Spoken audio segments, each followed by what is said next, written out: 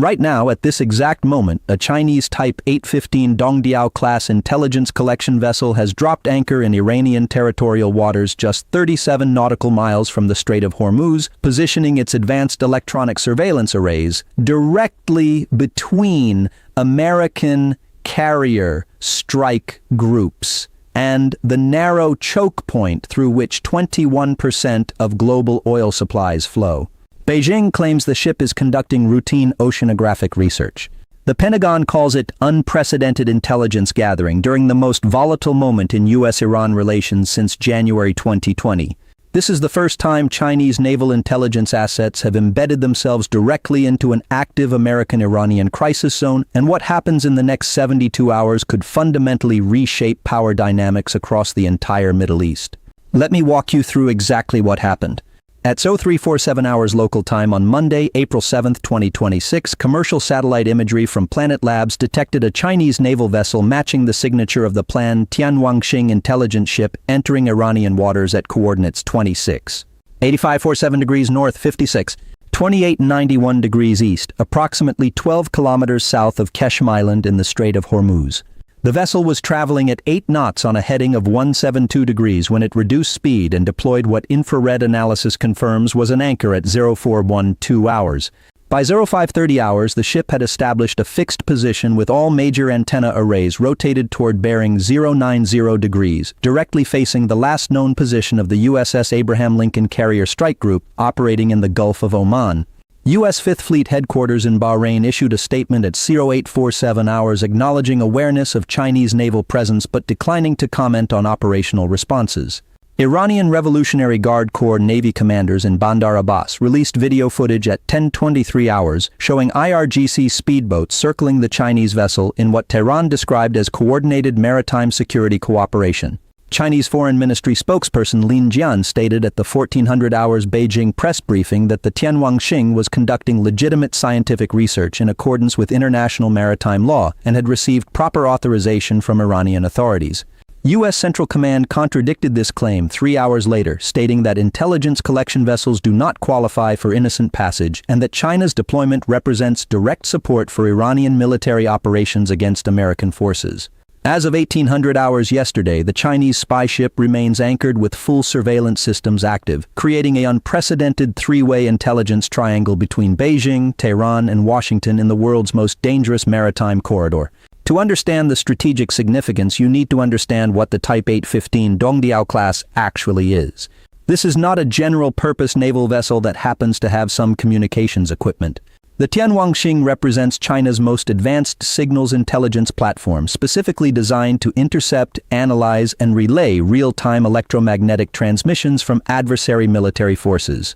The ship displaces approximately 6,000 tons with a length of 130 meters and carries a crew of roughly 240 personnel, most of whom are electronic warfare specialists and cryptographic analysts. The vessel's superstructure bristles with at least 18 distinct antenna arrays, including satellite communication dishes, high-frequency direction-finding equipment, and what Western intelligence agencies assess to be advanced phased-array radar systems capable of tracking airborne threats at ranges exceeding 400 kilometers. The ship can intercept communications across virtually every military frequency band, from very low-frequency submarine communications at 3 to 30 kHz all the way through super high-frequency satellite links operating above 3 GHz.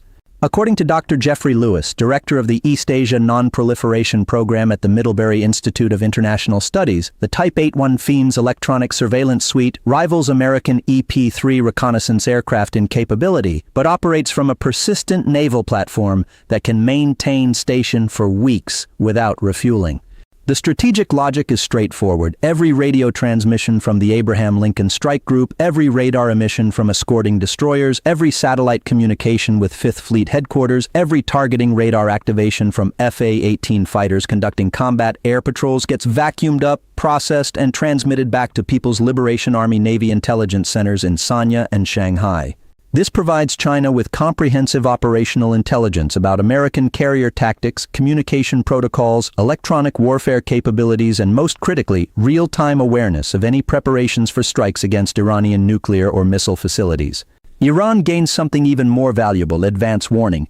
If American planners begin coordinating a major strike package, if bomber crews receive authentication codes, if tanker aircraft deploy to forward positions, if satellite communication traffic spikes indicating imminent operations, Chinese intelligence analysts monitoring from the Tianwangxing can relay warnings to IRGC commanders within minutes. This transforms Iran's strategic calculus because it dramatically reduces the effectiveness of American surprise attack capability that has been central to U.S. deterrence strategy in the Gulf for 3 decades. Here's why this matters strategically. From China's perspective, deploying the Tianwangxing serves multiple overlapping objectives that extend far beyond simply gathering intelligence about American carrier operations. First, Beijing is demonstrating that it can project naval power into the Middle East to support strategic partners, directly challenging the assumption that the Persian Gulf remains exclusive American naval operating space. Second, China is testing American responses to direct intelligence support for adversaries during active crisis periods. If Washington accepts Chinese surveillance ships shadowing carrier groups in the Gulf, Beijing establishes precedent for similar operations in the South China Sea, East China Sea, and potentially even the Taiwan Strait. Third, this deployment strengthens the emerging China-Iran-Russia axis by providing Tehran with tangible military support beyond mere diplomatic backing or economic cooperation. According to Ambassador Robert Malley, former U.S. Special Envoy for Iran who now leads crisis prevention programs at the International Crisis Group, China's decision to embed intelligence assets directly into U.S.-Iran tensions represents Beijing's most significant shift toward active military alignment with Tehran since the Islamic Revolution in 1979. Fourth, the deployment complicates American military planning because any strike on Iranian targets now risks Chinese casualties or at minimum creates an intelligence compromise that Beijing can exploit diplomatically by claiming Washington endangered Chinese personnel conducting legitimate scientific research. From Iran's perspective, the Chinese presence provides multiple strategic advantages beyond intelligence sharing. Tehran gains implicit deterrence because American military action becomes more complicated when Chinese naval assets operate in the target area. Iran's leadership can portray Chinese deployment as evidence of great power support, strengthening domestic narratives that maximum resistance rather than diplomatic compromise brings international backing. The IRGC obtains real-time intelligence about American capabilities and intentions that Iran's own surveillance systems cannot match, partially offsetting the enormous technological asymmetry that has defined U.S.-Iran military balance. From the American perspective, this deployment represents a nightmare scenario that military planners have anticipated but hoped to avoid. The United States now faces not just Iranian anti-access and area denial capabilities, including ballistic missiles, naval mines, and swarm boat tactics, but also a sophisticated Chinese intelligence platform that can monitor and potentially compromise American operations. According to Admiral James Stavridis, former Supreme Allied Commander Europe and current operating executive at the Carlyle Group, the presence of Chinese surveillance vessels fundamentally changes carrier strike group operations because commanders must assume the adversaries possess near real-time awareness of American positions, movements, and communications. This echoes Cold War dynamics when Soviet intelligence trawlers shadowed American carrier groups, except China's current surveillance technology vastly exceeds anything the Soviet Union deployed in the 1980s. The strategic context includes broader great power competition where China increasingly challenges American military primacy not through direct confrontation but through incremental actions that individually seem manageable but cumulatively erode U.S. strategic position. The Tianwangxing deployment follows this pattern. One ship conducting surveillance doesn't constitute an act of war, doesn't justify kinetic response, doesn't even clearly violate international law if Iran provided authorization, but it meaningfully degrades American operational freedom and establishes precedent for future Chinese military presence in regions Washington considers vital interests. There are 3 possible scenarios for how this develops. Scenario 1, tacit acceptance and diplomatic protest. In this pathway, the United States lodges formal complaints through diplomatic channels, potentially imposes limited sanctions on Chinese naval technology firms, but ultimately accepts Chinese surveillance presence as fait accompli. American carrier operations continue with enhanced communication security and electronic warfare measures to limit intelligence compromise. China maintains the Tianwangxing on station for several weeks, then rotates in replacement vessels, establishing continuous presence. Iran gains permanent intelligence partnership with Beijing. This scenario has roughly 35% probability because it allows all parties to avoid escalation while achieving partial objectives. The requirements for this scenario include American assessment that Chinese intelligence gathering, while problematic, doesn't fundamentally compromise strike capabilities. It requires Chinese confidence that Washington won't risk confrontation over surveillance activities. It requires Iranian satisfaction that Chinese presence provides sufficient deterrent value without triggering American military response that could endanger Chinese personnel. The likely trajectory involves gradual normalization where Chinese intelligence vessels become regular features of Gulf maritime activity, fundamentally altering regional power dynamics but avoiding immediate crisis. Scenario 2: Escalated American countermeasures. In this pathway, U.S. Navy ships closely shadow the Tianwangxing, conducting active electronic warfare to jam Chinese surveillance systems. American submarines position near the Chinese vessel to demonstrate capability to neutralize it if necessary. The Pentagon declares exclusion zones around carrier groups where foreign intelligence vessels cannot operate.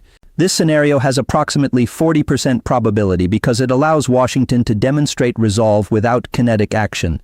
The strategic logic involves sending unmistakable signals to Beijing that intelligence support for adversaries during active crises crosses American red lines. The requirements include American willingness to accept increased tensions with China over Middle East positioning. It requires Chinese assessment that backing down doesn't damage credibility with Iran and other potential partners. It requires Iranian acceptance that escalated U.S.-China friction might reduce rather than enhance security. The likely trajectory involves several weeks of tense naval maneuvering, possibly including dangerous close encounters between American and Chinese vessels before diplomatic channels produce face-saving arrangements where China adjusts operations without completely withdrawing. Scenario 3: Kinetic incident triggering great power crisis. In this nightmare pathway, American electronic warfare accidentally or deliberately damages Chinese surveillance equipment. Chinese crew members suffer casualties from equipment malfunction or aggressive American maneuvering. Iran uses American distraction with Chinese vessel to conduct provocative actions against U.S. forces. A missile attack, naval mine detonation, or drone strike occurs while American commanders are managing Chinese surveillance threat. Beijing demands compensation and threatens retaliation. Tehran claims American aggression proves hostile intentions. Washington faces simultaneous crises with two nuclear-capable adversaries. This scenario has approximately 25% probability, lower than the other pathways, but devastatingly consequential if it materializes. The escalation chain involves initial incident creating casualties or equipment damage, Chinese domestic pressure forcing aggressive government response, American political constraints preventing appearance of backing down to Beijing, Iranian exploitation of U.S.-China friction to advance regional objectives, and rapid spiral where each action narrows diplomatic options while expanding military commitments. Within 72 hours of an initial incident, we could see Chinese destroyers deploying from Djibouti to the Gulf, American bomber deployments to Diego Garcia and Qatar, Iranian ballistic missile launches against Gulf bases, and the possibility of the first direct U.S.-China military engagement since the Korean War. Watch for 5 critical indicators in the next 48 to 72 hours. First, American naval movements. If U.S. destroyers equipped with electronic attack capabilities move within visual range of the Tianwangxing, Washington is preparing active countermeasures. If American vessels maintain distance exceeding 12 nautical miles, Pentagon leadership has chosen Scenario 1, accepting Chinese presence. Second, Chinese reinforcement patterns.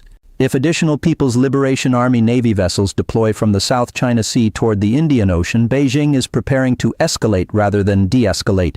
If the Tianwangxing operates alone without backup, China is testing American responses without full commitment. Third, Iranian diplomatic messaging. If Foreign Minister Abbas Araghchi publicly celebrates Chinese deployment as evidence of multipolar world order, Tehran intends to maximize political advantage from great power friction. If Iranian statements emphasize scientific cooperation without military dimension, Tehran is hedging against American response. Fourth, commercial shipping patterns. If major international shipping companies begin avoiding the Strait of Hormuz despite no direct threats, markets are pricing in serious escalation risk. If transit volumes remain normal, commercial assessors believe the situation stays manageable. Fifth, Russian reactions.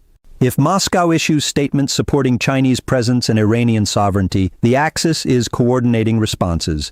If Russia remains silent, fractures exist in the partnership that Washington might exploit. I'm tracking this minute by minute. I have access to commercial satellite imagery providers updating every 6 hours, maritime tracking networks monitoring vessel movements in real time, and defense analysis networks assessing American and Chinese naval deployments. This situation is developing faster than mainstream media can process. The next 72 hours determine whether Chinese naval intelligence presence in the Middle East becomes the new normal or whether great power competition escalates into direct military confrontation in the world's most strategic waterway. Subscribe to this channel right now. Turn on all notifications. You need to understand what happens next because the decisions being made in Washington, Beijing, and Tehran over the next 3 days will shape global power dynamics for the next decade. When the Abraham Lincoln moves, when Chinese reinforcements deploy, when Iranian missiles launch or diplomacy succeeds, you will understand it here first with the analysis and context that makes sense of why it matters. Drop a comment right now. Do you think the United States will accept Chinese surveillance ships shadowing American carriers? Do you think China is testing American resolve or genuinely supporting Iran militarily? Do you think this is the beginning of permanent Chinese naval presence in the Middle East? I read every comment and I want to know what you're seeing from your perspective. The Chinese spy ship is anchored. American carriers are being watched. The intelligence war just went hot in the Persian Gulf. Everything changes in the next 72 hours.